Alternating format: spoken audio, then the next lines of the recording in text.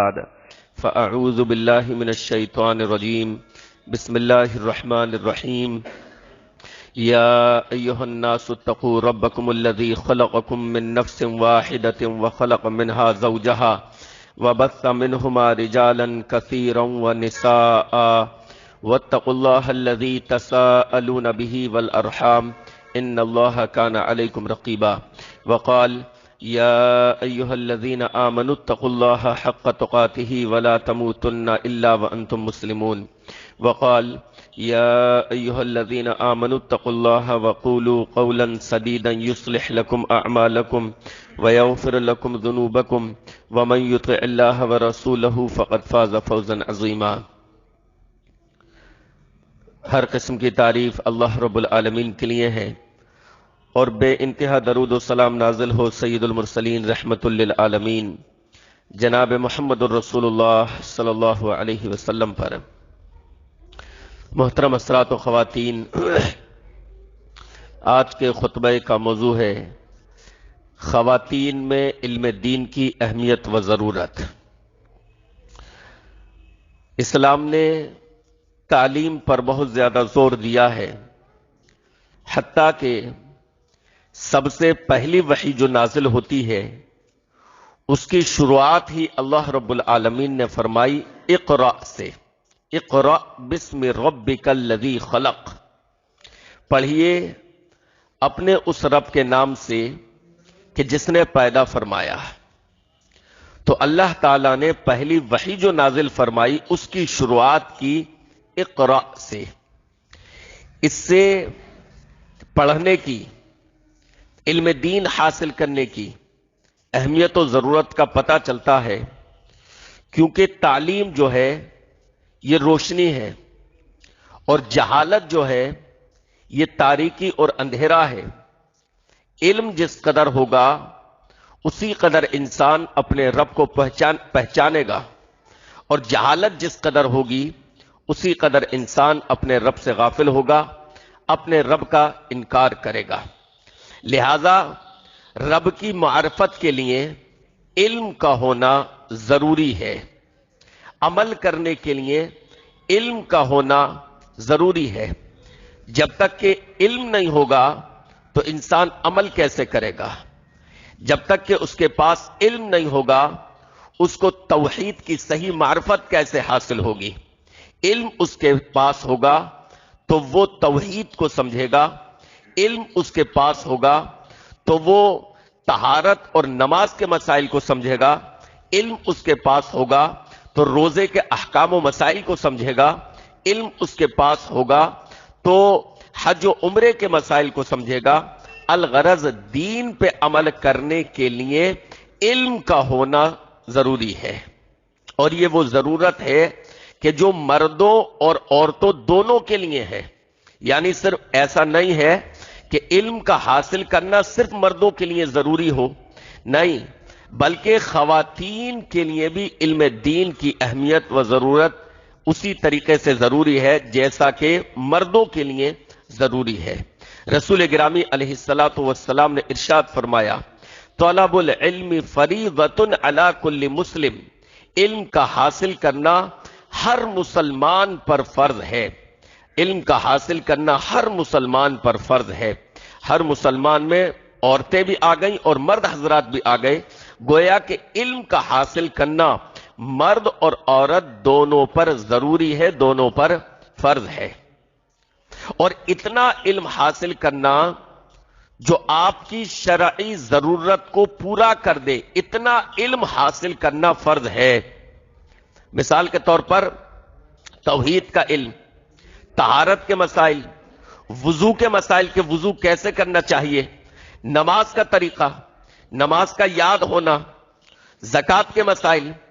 تو اتنا علم کہ جو آپ کی شرعی ضرورت ہے، جب تک علم نہیں ہوگا تو عمل کیسے کریں گے؟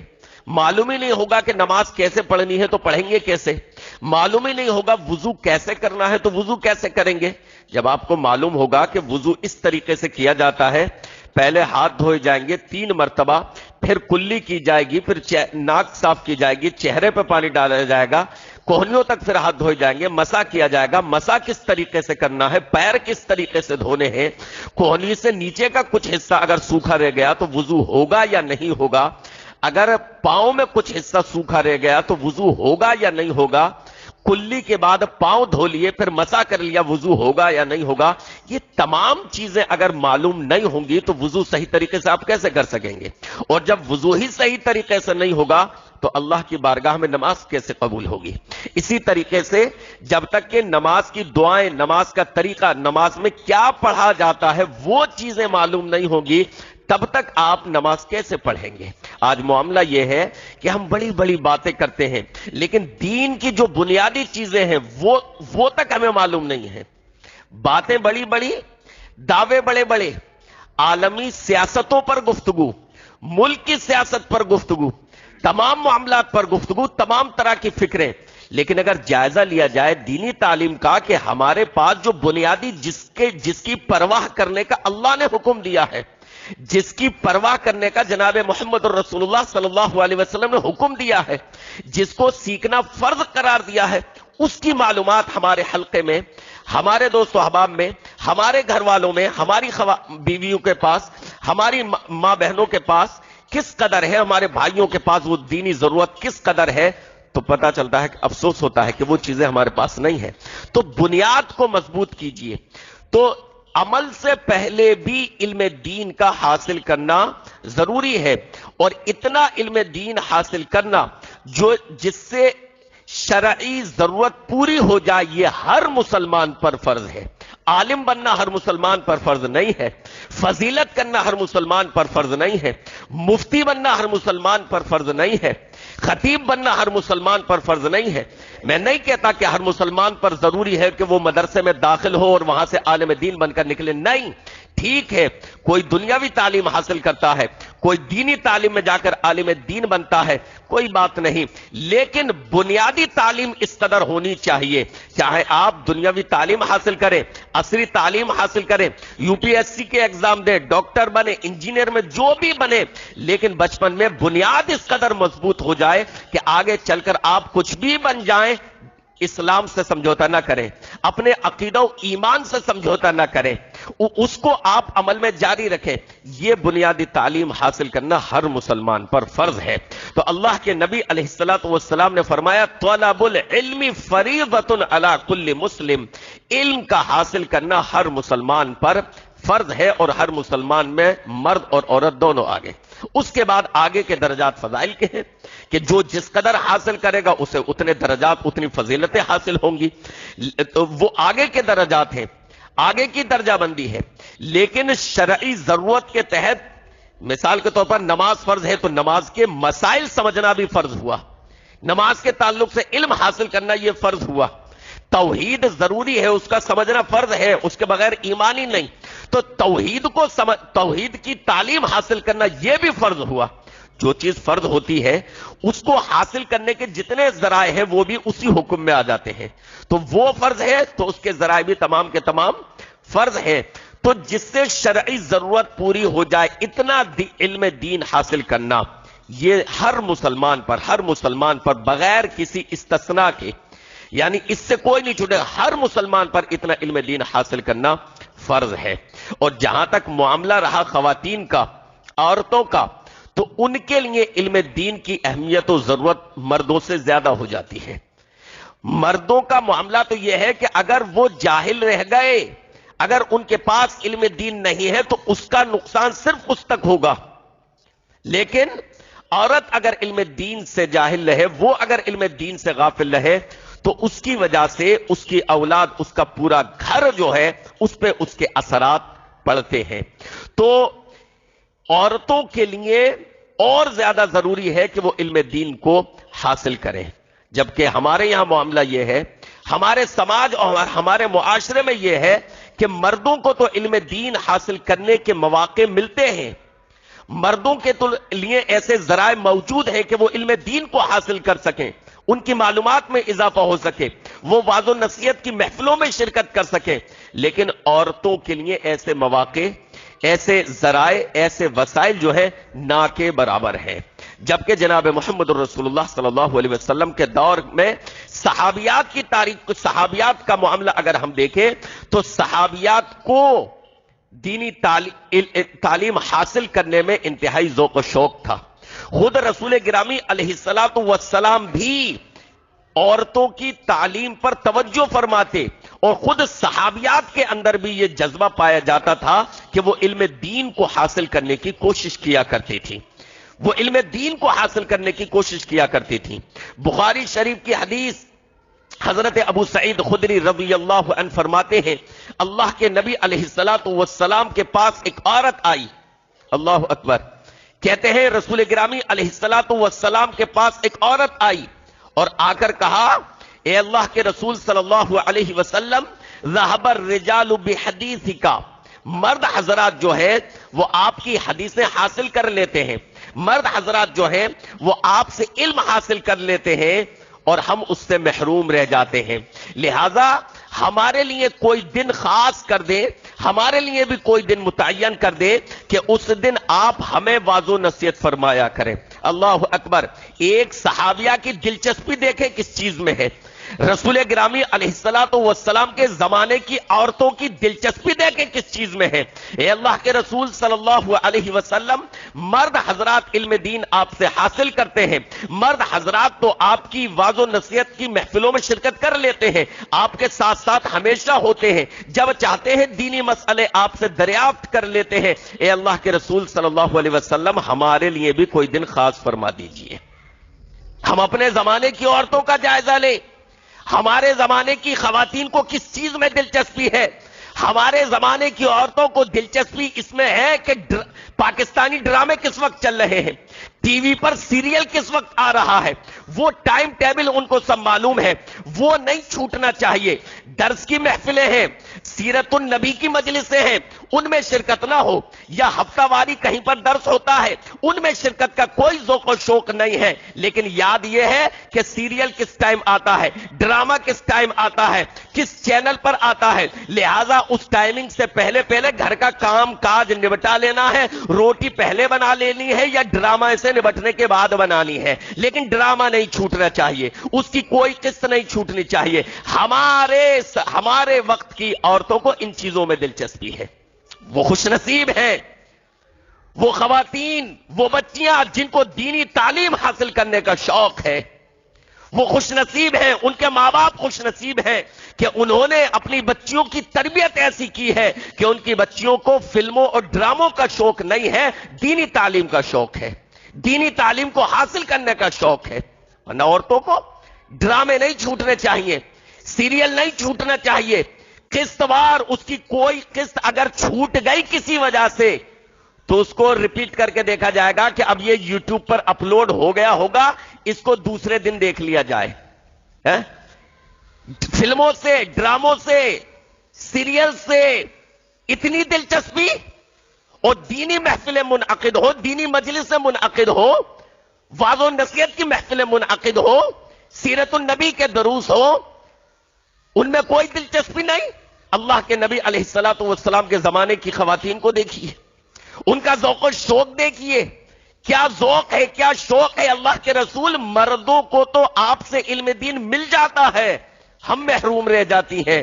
ہمارے لیے کوئی دن خاص فرما دیں، ہم بھی آپ سے علم حاصل کیا کریں. اللہ کے نبی علیہ الصلوۃ والسلام نے صحابیہ کے ذوق و شوق کو دیکھا، ان کو ڈانٹ کر واپس نہیں کر دیا کہ نہیں، عورتوں کے لیے دینی تعلیم ضروری نہیں ہے، تم گھر میں آٹا گوندھو، برتن مانجو، جھاڑو لگاؤ، صفائی ستھرائی کرو، تمہارے لیے بس اتنا کافی ہے. نہیں، بلکہ اللہ کے نبی علیہ الصلوۃ والسلام نے ان کے ذوق و شوق کو دیکھا تو فرمایا اجتمعنا فی مکان کذا و کذا وفی یوم کذا و کذا، فلاں کے مکان میں، فلاں کے گھر میں فلاں دن جمع ہو جایا کرو، میں تمہارے لیے تقریر کرنے کے لیے، واعظ و نصیحت کرنے کے لیے آیا کروں گا.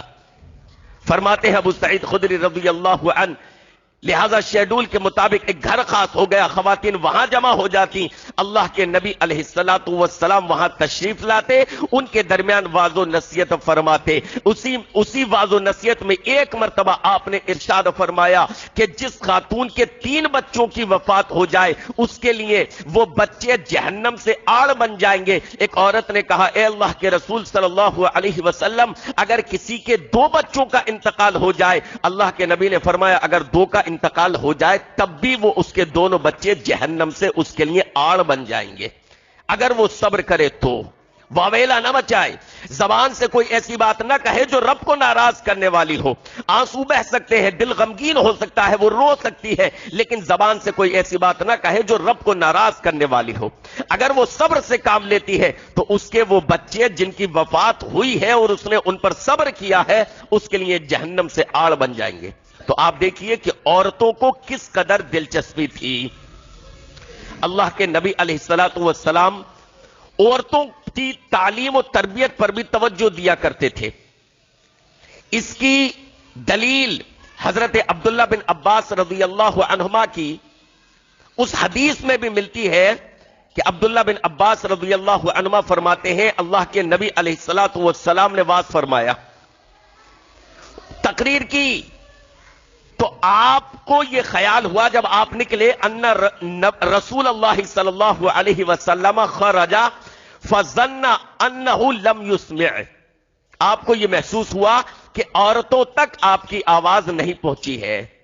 مائک کا زمانہ نہیں تھا اس وقت، ابھی تو مائک کے ذریعے آواز پہنچ جاتی ہے نا، اس وقت یہ ٹیکنالوجی نہیں تھی، تو آپ کو یہ محسوس ہوا کہ عورتوں تک آواز نہیں پہنچی ہے۔ فوعظہن وامرہن بالصدقۃ، تو اللہ کے نبی علیہ الصلوۃ والسلام نے عورتوں میں الگ سے وعظ فرمایا اور ان کو صدقے کی وصیت کی، وعظ کے دوران صدقے کی وصیت کی، اور صحابیات پر اس کا اثر یہ ہوا کہ انہوں نے اپنے کانوں کی بالیاں اور انگوٹھیاں تک نکال کر صدقے میں پیش کر دیں۔ حضرت بلال رضی اللہ عنہ آپ کے ساتھ تھے، وہ ایک کپڑے میں ان زیورات کو کرتے جاتے تھے، اپنے کان کی بالیاں اتار کر اپنی انگوٹھیاں تک نکال کر پیش کر دی۔ تو اللہ کے نبی علیہ الصلوۃ والسلام بھی عورتوں کی تعلیم پر خصوصی توجہ دیا کرتے تھے، اور رسول اللہ صلی اللہ علیہ وسلم کا اپنے گھر کی خواتین پر بھی آپ کا معمول یہ تھا کہ اپنے گھر کی خواتین پر بھی آپ خاص توجہ دیا کرتے تھے۔ حضرت شفا بنت عبداللہ فرماتی ہیں رضی اللہ عنہا، لیلہ شفا بنت عبداللہ فرماتی ہیں میں ایک مرتبہ حضرت حفصہ کے پاس بیٹھی ہوئی تھی، ام المؤمنین رسول گرامی علیہ الصلوۃ والسلام کی زوجہ محترمہ، کہتی ہے میں ان کے پاس بیٹھی ہوئی تھی، اللہ کے نبی علیہ الصلوۃ والسلام اتنے میں تشریف لائے تو کہا کہ تم حفصہ کو جس طریقے سے تم نے ان کو لکھنا سکھایا ہے اسی طریقے سے پھوڑے پھنسی کر رقیہ سکھا دو۔ تو ایک تو اللہ کے نبی علیہ السلام نے رقیہ سکھانے کا حکم دیا کہ وہ بھی ان کو سکھا دو، اور الفاظ کیا فرمائے، جیسا تم نے ان کو لکھنا سکھایا ہے۔ اس سے یہ پتا چلا کہ اللہ کے نبی علیہ الصلوۃ والسلام نے حضرت شفا رضی اللہ عنہا کو باقاعدہ اس چیز پر معمور کر رکھا تھا کہ میری بیوی کو لکھنا سکھا دو، حضرت حفصہ کو۔ لہذا وہ صحابیات جو لکھنا جانتی تھیں ان میں حضرت حفصہ کا نام آتا ہے، وہ لکھنا جانتی تھیں، اور کئی صحابیات کا نام آتا ہے کہ وہ لکھا کرتی تھی باقاعدہ۔ تو اللہ کے نبی علیہ الصلوۃ والسلام کا اپنے گھر کی عورتوں کے تعلق سے بھی طرز عمل یہ تھا کہ آپ ان کی تعلیم پر خاص توجہ دیا کرتے تھے، آپ ان کی تعلیم پر خاص توجہ دیا کرتے تھے۔ حضرت عائشہ رضی اللہ عنہا کتنی بڑی محدثہ تھیں، کتنی بڑی فقیہہ تھیں، جانتے ہیں آپ؟ اما عائشہ صدیقہ رضی اللہ عنہا رسول گرامی علیہ الصلوۃ والسلام کی زوجہ محترمہ، اتنی بڑی فقیہہ تھیں، اتنی بڑی محدثہ تھیں، اور دینی تعلیم ان کے پاس اس قدر تھی کہ بڑے بڑے صحابہ جب کسی مسئلے کو حل نہ کر پاتے، جب کوئی ان کے درمیان اس کا جواب نہ دے پاتا، کوئی اس کو حل نہیں کر پاتا، تو حضرت عائشہ رضی اللہ عنہا کے پاس آیا کرتے تھے اور پردے کی آڑ میں آ کر پردے کی اوٹ سے اما عائشہ صدیقہ کے سامنے سوالات اپنے رکھا کرتے تھے، حضرت عائشہ ان کا جواب دیا کرتی تھی رضی اللہ عنہا۔ آج تصور کیا جا سکتا ہے کسی خاتون کے پاس اتنا علم ہو، اتنا علم؟ ہاں زمانے سلف میں گزری ہیں، حدیثوں کو روایت کرنے والی خواتین بھی گزری ہیں، بلکہ میزان الاعتدال کے آخر میں ہے کہ عورتوں کی علم دین کے تعلق سے سب سے ایک بڑی فضیلت یہ ہے، حافظ ذہبی فرماتے ہیں کہ میں نے اب تک کسی خاتون کو ایسی راویہ کو نہیں پایا جس پر وضع حدیث کی تہمت لگی ہو، حدیثوں کو گھڑنے کی، حدیثوں کے معاملے میں جھوٹ بولنے کی۔ مرد راوی پائے جاتے ہیں فلاں جھوٹا ہے، فلاں حدیثیں گھڑتا ہے، کتابوں میں درج ملیں گے، لیکن خواتین جتنی روات ہیں، روایت کرنے والی ہیں، فرماتے ہیں کہ اب تک مجھے کوئی ایسا نام نہیں ملا کہ خاتون کا ہو اور اس پر یہ تہمت لگی ہو کہ وہ حدیثیں گھڑتی ہے۔ تو حضرت عائشہ صدیقہ رضی اللہ عنہا کے پاس اندازہ لگائیں، وہ مسائل کئی مرتبہ جو کئی دیگر صحابہ کو نہیں معلوم ہوتے تھے، حضرت عائشہ رضی اللہ عنہا اس کی فہم و فراست رکھتی تھیں، ان مسائل کے تعلق سے تفقع رکھا کرتی تھیں، کئی دلائل میں تطبیق دیا کرتی تھیں۔ ایک ظاہری دلائل ہوتے ہیں نا کہ بھئی فلاں جگہ یہ آیا، فلاں جگہ یہ آیا، اس میں کیا صحیح ہے؟ دونوں آپ ظاہر میں ٹکرا رہے ہیں۔ حضرت عائشہ رضی اللہ عنہا فرماتی کہ اس کا اصل مطلب کیا ہے؟ کئی ایسی دلیلیں جن کا سمجھنا مشکل ہوتا بظاہر کہ اس کا مطلب کیا ہے، اما عائشہ صدیقہ رضی اللہ عنہا اس کو حل فرماتی، اس کا یہ مطلب ہے، اس کا یہ مفہوم ہے۔ عورت تھی، نبی علیہ الصلوۃ والسلام کی بیوی تھی، لیکن علم دیکھیے علم کس قدر تھا، کیسے آیا ان کے پاس اتنا علم؟ اس وقت کوئی جامعہ قائم تھی کیا؟ مدینہ یونیورسٹی قائم تھی؟ کوئی سنابل، کوئی سلفیہ، کوئی محمدیہ، کوئی ایسا بڑے ادارے قائم تھے اس وقت تو یہ نہیں تھے۔ رسول گرامی علیہ الصلوۃ والسلام نے تعلیم دی تھی اپنی بیوی کو، رسول اللہ صلی اللہ علیہ وسلم نے تعلیم دی تھی اپنی بیوی کو، رسول اللہ کی زوجیت میں تھی، تو اس قدر علم دین حاصل کر لیا نبی سے کہ بڑی فقیہہ بن گئی، بڑی محدثہ بن گئی۔ اور نہ صرف یہ کہ حضرت عائشہ رضی اللہ عنہا لوگوں کے سوالات کے جواب دیا کرتی تھی، بلکہ ان کے زیر تربیت ان کی ایک بھانجی تھی، ان کا نام بھی عائشہ ہی تھا، عائشہ بنت طلحہ، عائشہ بنت طلحہ ان کی بھانجی تھی، ان کی بھی مشق وہ اسی پر ان کو بھی وہ دینی تعلیم دلوایا کرتی تھی، اور ان کی بھی مشق کروایا کرتی تھی کہ وہ لوگوں کے مسئلے مسائل کے جوابات تحریر کریں، جوابات لکھیں۔ خود حضرت عائشہ بنت طلحہ فرماتی ہیں، یعنی اما عائشہ صدیقہ کی بھانجی کہتی ہیں کہ میں کیونکہ حضرت عائشہ کے پاس جو ہے ان کی زیر تربیت میں تھی، لہذا میری آپ سے نسبت ہونے کی وجہ سے، کیونکہ میں آپ کے پاس تھی، لوگوں کے سوالات، لوگوں کے مراسلے شہروں سے، گاؤں سے، دیہاتوں سے، دور دراز سے آیا کرتے تھے، تحفے تحائف بھی آیا کرتے تھے اور مراسلے بھی آیا کرتے تھے جن میں سوالات ہوا کرتے تھے۔ کہتی ہیں میں نے کہا خالہ جان یہ فلاں کا خط ہے، یہ فلاں کے مراسلہ ہے، اس نے جواب طلب کیا ہے، یہ ہدیہ ہے، یہ مراسلہ ہے۔ تو حضرت عائشہ رضی اللہ عنہا نے کہا کہ بھانجی ان کے جواب تم لکھو، انداز دیکھیں تربیت کا، انداز دیکھیں۔ آج کی خالاؤں کو، آج کی پھوپھیوں کو، ماؤں کو شوق یہ ہے کہ بیٹی ڈانس کر کے دکھاؤ، فلاں کی طرز پر، فلاں گانے پر، لاؤ تمہارا میک اپ کروا دوں، یہ شوق ہے، پالش لگا دوں ناخنوں پر، پھوپھیوں کے، خالاؤں کے یہ شوق ہے۔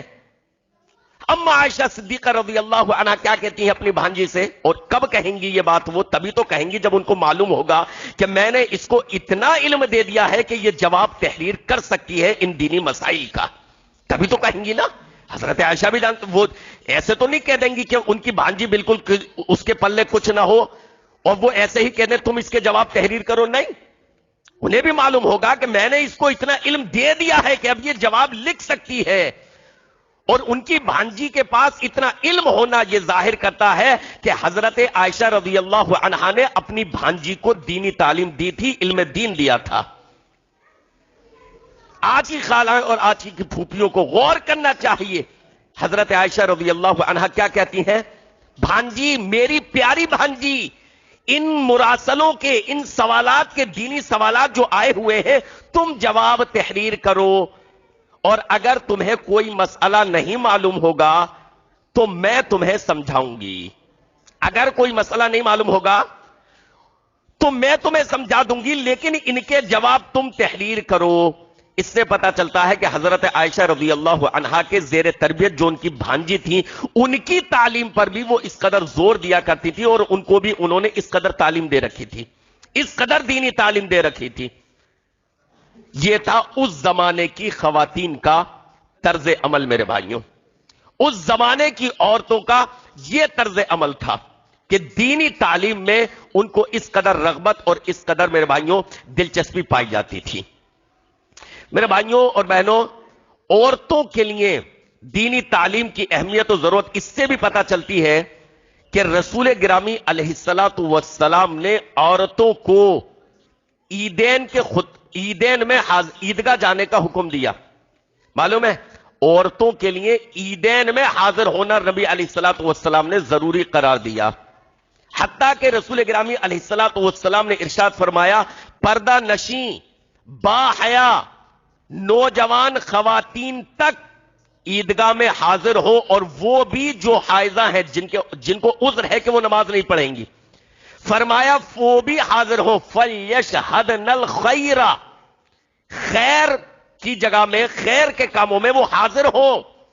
صرف یہ ہے کہ وہ نماز سے دور رہیں گے، وہ نماز نہیں پڑھیں گی، عذر ہے نماز نہیں پڑھیں گی، لیکن حاضر ہوں۔ کیوں بھائی؟ جب وہ عورت نماز نہیں پڑھے گی، جب اس کے پاس عذر ہے وہ نماز نہیں پڑھے گی، تو رسول گرامی علیہ الصلوۃ والسلام عیدگاہ میں حاضر ہونے کا کیوں حکم دے رہے ہیں؟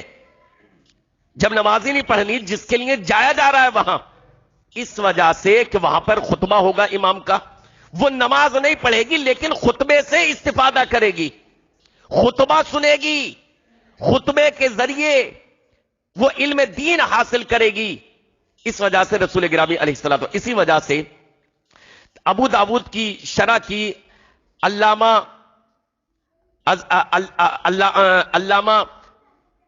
عظیم آبادی نے، وہ یہ فرماتے ہیں اون المعبود میں وہ یہ فرماتے ہیں کہ ان الفاظ سے یہ پتا چلتا ہے فَلْيَشْهَدْنَ الْخَيْرَ، اس سے یہ پتا چلتا ہے کہ خواتین جو ہیں جن کے پاس عذر ہے کہ وہ نماز نہیں پڑھیں گی، ایسی عورتیں بھی خیر کی جگہوں پر حاضر ہوں گی، کمجالس العلم، جیسے علم کی مجلسیں، علم کی محفلیں، وہاں پر وہ حاضر ہوں گی، یعنی ان چیزوں میں وہ شرکت کرے گی۔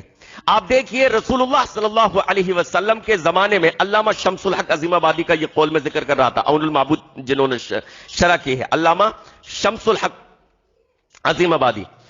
اسی طریقے سے آپ دیکھیے رسول گرامی علیہ الصلوۃ والسلام کے زمانے میں عورتیں مسجد میں نماز پڑھنے کے لیے جایا کرتی تھیں، اور جمعے کا خطبہ سننے کے لیے بھی جمعے کے دن حاضر ہوا کرتی تھیں۔ کیوں؟ اس وجہ سے کہ جمعے کے دن جب خطبہ دیا جاتا ہے تو اس سے عورتوں کو بھی معلومات حاصل ہوگی۔ جمعے کا خطبہ کیوں ہوتا ہے؟ یہ ہفتہ واری جو خطبہ ہے یہ کس لیے ہوتا ہے؟ اس کا مقصد کیا ہے؟ ہفتے میں بھائی سال میں ایک دن ہو جاتا ہے، سال میں 2 بار ہو جاتا، لیکن ہر ہفتے اس کا مقصد کیا ہے؟ اور اس میں بھی رسول گرامی علیہ الصلوۃ والسلام کے اقوال سے یہ پتا چلتا ہے کہ اس قدر سامعین پر، حاضرین پر پابندی لگائی گئی ہے کہ وہ توجہ سے خطبہ سنیں، اس قدر پابندی لگائی گئی ہے کہ کنکری ہے سامنے تو اسے بھی نہیں صاف کر سکتے۔ اگر کوئی شخص گفتگو کر رہا ہے وہ غلط کر رہا ہے، لیکن جو گفتگو کر رہا ہے اسے کوئی نہیں کہ اگر اس نے کہہ دیا خاموش تو فرمایا اللہ کے نبی علیہ السلام نے اس نے بھی غلط کیا۔ امام بول سکتا ہے، خطبہ دینے والا کہے گا کہ خاموش ہو جاؤ، لیکن دوسرا نہیں کہے گا، کیونکہ اگر دوسرا کہے گا تو گویا کہ وہ تو بات چیت کر ہی رہے، یہ بھی بول کر ان کا شریک بن رہا ہے۔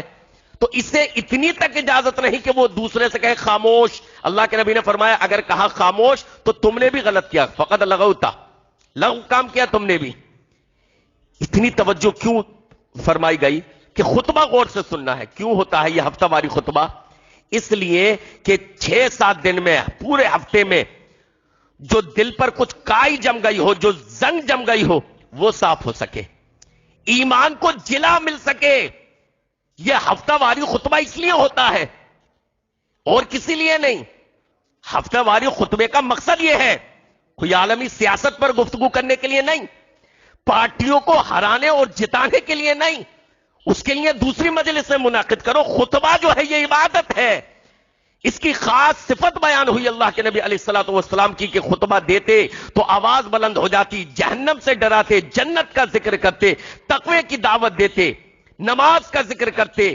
یہ صفتیں بیان ہوئی ہیں رسول گرامی علیہ الصلوۃ والسلام کی. یعنی وہ باتیں بیان کرتے کہ جس سے لوگوں کے ایمان کو جلا ملے, ایمان کو تازگی ملے, ایمان کو تازگی ملے. جو ایمان کے اعتبار سے ذہن پر, دل پر گرد و غبار جم گیا ہو, ہفتے میں وہ صاف ہو سکے. واضح و نصیحت فرماتی یہ ہے خطبے کا مقصد. تو اس میں عورتوں کی حاضری رسول گرامی علیہ الصلوۃ والسلام کے زمانے میں بھی ہوتی تھی. کیوں؟ اس وجہ سے کہ جس طریقے سے مردوں کو ضرورت ہے کہ ان کے ایمان کو تازگی ملے, وہ واضح و نصیحت کو سنے, ان کو دینی تعلیم ملے, ان کے علم دین میں اضافہ ہو, اسی طریقے سے عورتوں کو بھی اس چیز کی ضرورت ہے. آج افسوس کی بات یہ ہے کہ عورتوں پر مسجد کے دروازے بند کر دیے گئے ہیں. عورتوں پر ہمارے سماج نے مسجدوں کے دروازے بند کر دیے.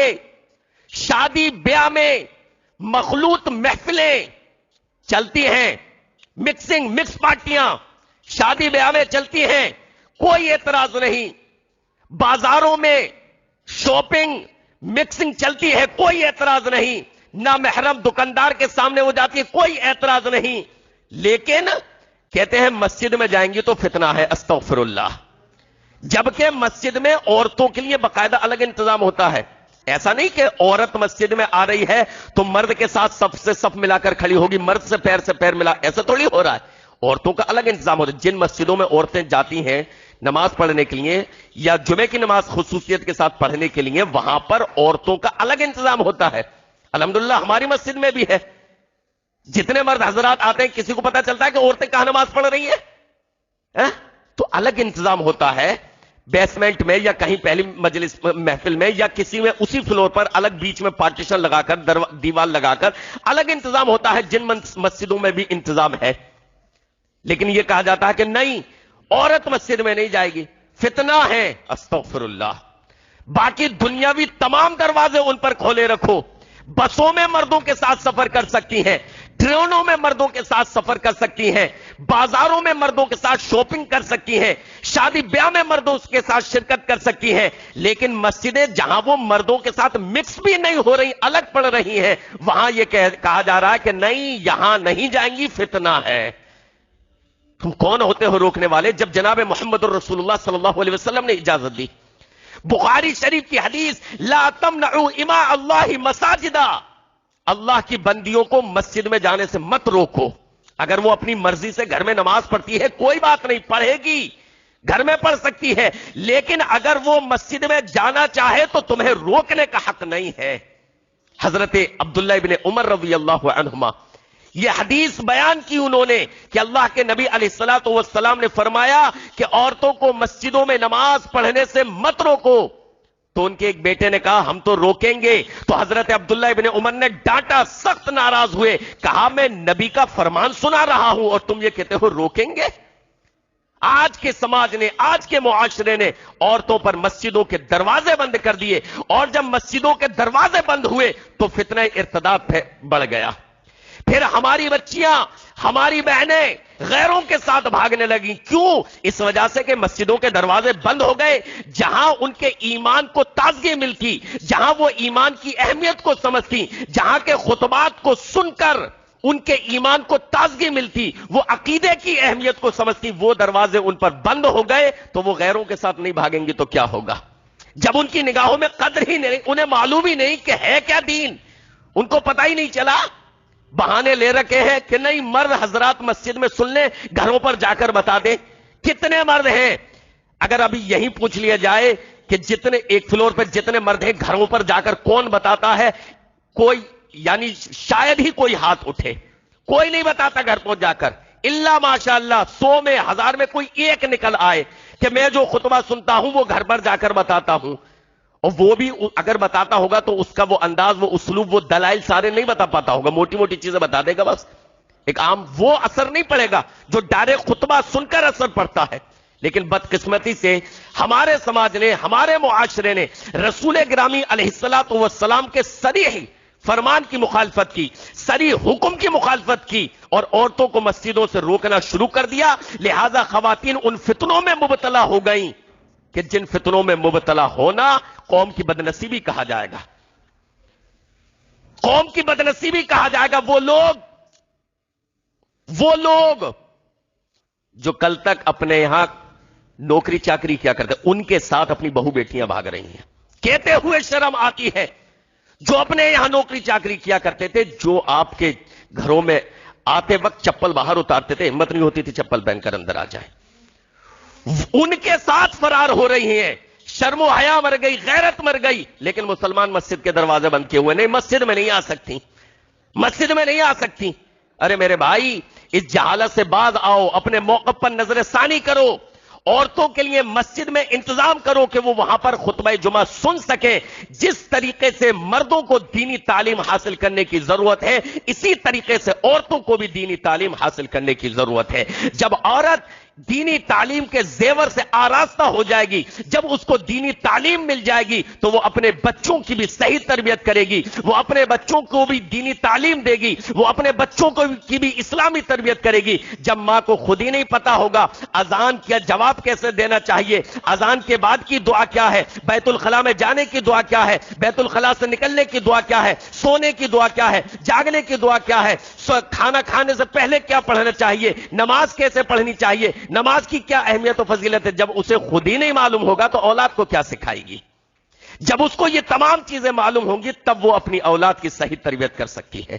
تو میرے بھائیوں اور بہنوں, عورتوں کے لیے دینی تعلیم انتہائی ضروری ہے, اور اس کے لیے جو بھی ذرائع اور جو بھی وسائل ہو سکتے ہیں ان کو اختیار کرنا چاہیے. ان کے لیے دینی کتابوں کے مطالعے کا انتظام ہونا چاہیے. یہ گھر کے سربراہ کی ذمہ داری ہے کہ وہ توحید سے متعلق, طہارت سے متعلق, روزے کے مسائل سے متعلق, عورتوں کے مسائل سے متعلق, ان تمام سے متعلق کتابیں ہندی میں, اردو میں جو بھی دستیاب ہوں, قرآن و حدیث کی روشنی میں لکھی گئی ہو, وہ حاصل کرے, خریدے, اور وہ گھر کی عورتوں کو فراہم کرے کہ اس کا مطالعہ کریں.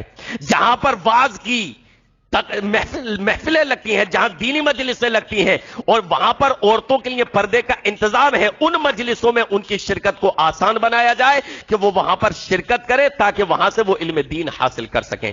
تو علم دین کو حاصل کرنے کے جو بھی ذرائع ہیں, سربراہ کی ذمہ داری ہے کہ وہ اپنے گھر کی عورتوں پر ان چیزوں کو آسان کرے. مگر جہالت کا کیا کہیے, جہالت ایسی ہے سماج اور معاشرے میں کہ کتنے مرد ایسے ہیں جو اپنی عورتوں کو دینی تعلیم حاصل کرنے سے روکتے ہیں. کل ایک جگہ درس تھا, یہی سوال آیا کہ شوہر خود اس بات سے روکتا ہے کہ تمہیں دینی تعلیم حاصل کرنے کی اتنی کیا ضرورت ہے. جہالت اس قدر ہے کہ یہاں تک اب باتیں یہاں تک سننے میں آتا ہے کہ آدمی کو اس چیز سے بھی شکایت ہے کہ ہماری بیوی 5 وقت کی نماز کیوں پڑھتی ہے. استغفر اللہ, نعوذ باللہ.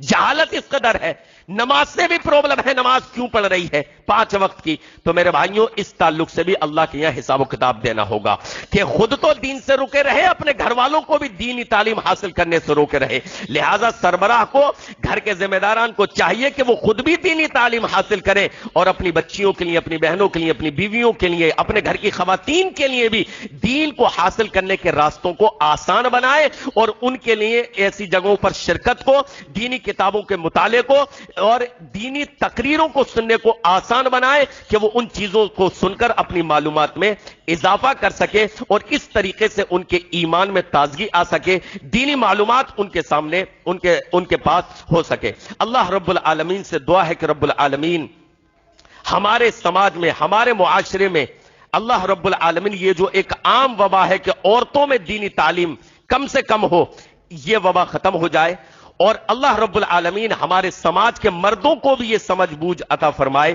کہ وہ اپنے گھر کی خواتین کے لیے دینی تعلیم کا بندوبست کریں. رب العالمین خواتین میں بھی یہ شوق و ذوق پیدا فرمائے کہ وہ دینی تعلیم کو حاصل کریں. آمین یا رب العالمین. وصلی اللہ تعالی علی رسول خیر خلقہ محمد وآلہ واصحابہ اجمعین برحمتک یا ارحم الراحمین.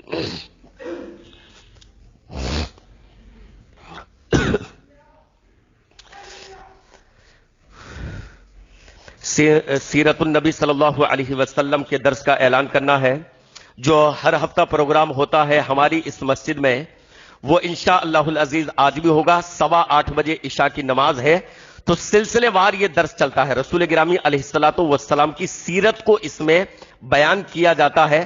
مرد حضرات کا انتظام اوپر رہتا ہے یہاں، اور خواتین جہاں نیچے نماز پڑھتی ہیں وہاں ان کے بیٹھنے کا انتظام رہتا ہے. تو مرد و خواتین دونوں کے لیے جو ہے مسجد میں الحمدللہ گنجائش ہے، انتظام ہے. 8:15 بجے عشاء کی نماز ہے. عشاء کی نماز کے فوراً بعد سیرت النبی صلی اللہ علیہ وسلم کا درس چلتا ہے، آج بھی ہوگا. لہذا آپ سے گزارش ہے کہ آپ حضرات اس پروگرام میں شرکت کریں اور اپنی معلومات میں اضافہ کریں. اپنے نبی جناب محمد رسول اللہ صلی اللہ علیہ وسلم کی سیرت کو سمجھیں، اپنے ذہنوں میں محفوظ رکھیں، اس سے دلچسپی اپنے اندر پیدا کریں. صحابہ کو ان مجلسوں سے بھی محبت ہوتی تھی جن میں نبی کا ذکر چلتا تھا. معلوم ہے صحابہ اپنی مجلسوں میں نبی کا ذکر کیا کرتے تھے. صحابہ اپنی مجلسوں میں نبی کا ذکر کیا کرتے تھے، تو صحابہ کو ان مجلسوں سے بھی محبت ہوتی تھی جس میں نبی کا ذکر ہوتا تھا. تو سیرت النبی کے پروگرام میں کیا ہوتا ہے؟ نبی ہی کا ذکر ہوتا ہے، نبی کی پوری سیرت بیان کی جاتی ہے.